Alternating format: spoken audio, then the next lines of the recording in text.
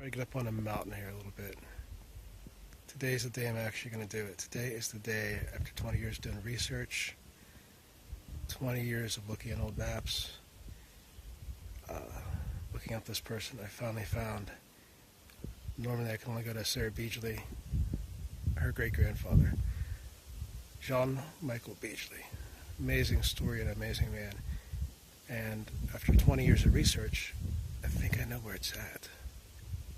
I think I know where his farm was.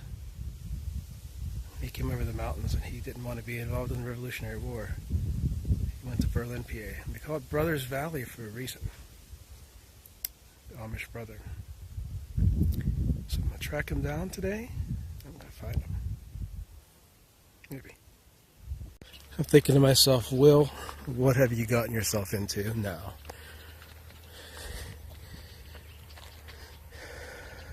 I found this place on the map, doing genealogy research. It's my 6th great grandfather, Michael Beeghly. John Michael Beeghly, the first Beeghly to come over.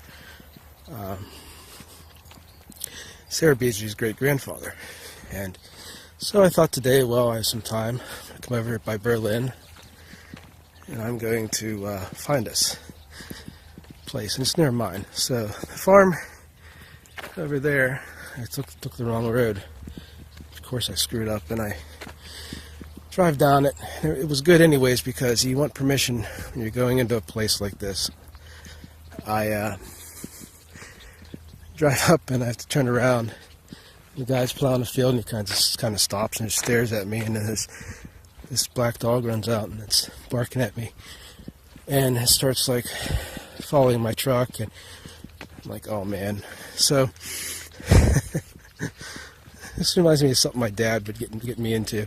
So this woman drives up on a quad and she puts the dog on a leash and she's talking to me, asking me what I'm doing there, and I said, hey, I'm looking for this old cemetery. And I said, you're going back to the 1700s. And she was really kind, really nice to me. They were going to let me go take the back way up here, and I said, no. I said, I can walk, and took this other way up, and here I am at the cemetery. So we'll see what I found here. This should be, like I said, the first Beeghly that came over. His family, his mother was married to his father, and it was a more organic marriage. And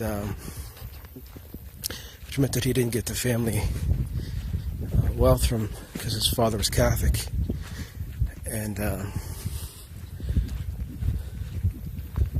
so what they did was he came over, and then they found out they had money left for him. And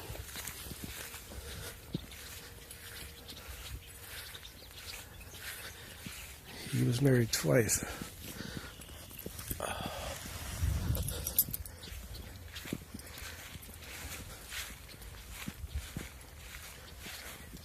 And here's his grave. 1742 to 1812. He exists. And Sarah Beeghly's father was Jacob, and then Joseph. He came from Barrow-Incan. John Forney's wife, Susanna, came from that line. Anyhow, his father and sister were killed, and he was taken aboard a pirate ship where he was there for a few years and escaped. This would be my Lenape ancestor. So this is my 6th great grandfather. And I've been wanting to come here for a while. This is a beautiful cemetery, like they said, You always want to get permission when you go to a place like this from people, and I'm glad I did. I'm glad it worked out that way. But,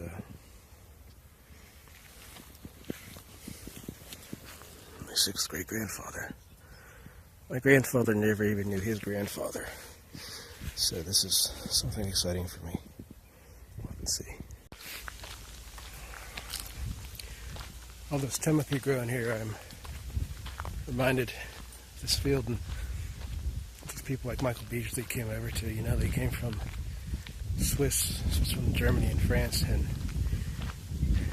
barely spoke English, and came over here, and he was taken in by the Lenape and raised, and then by the Baptists, and became a minister. And when the Revolutionary War started, he was sympathetic with the revolutionary. He was too old to fight, of course, but he wouldn't have anyways. He was a religious man. You'd seen all those times on those years in that pirate ship just what ambition means, when you're hurting and killing people for just something, just belief.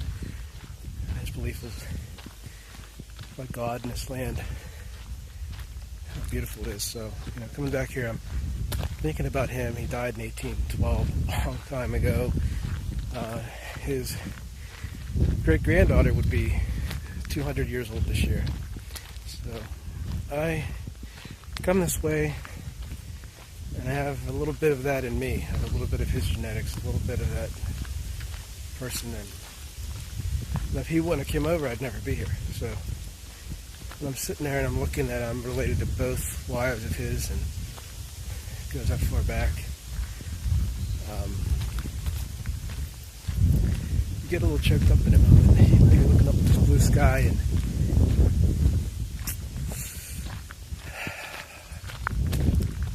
it's one of the more spiritual things, to know your roots and where you came from.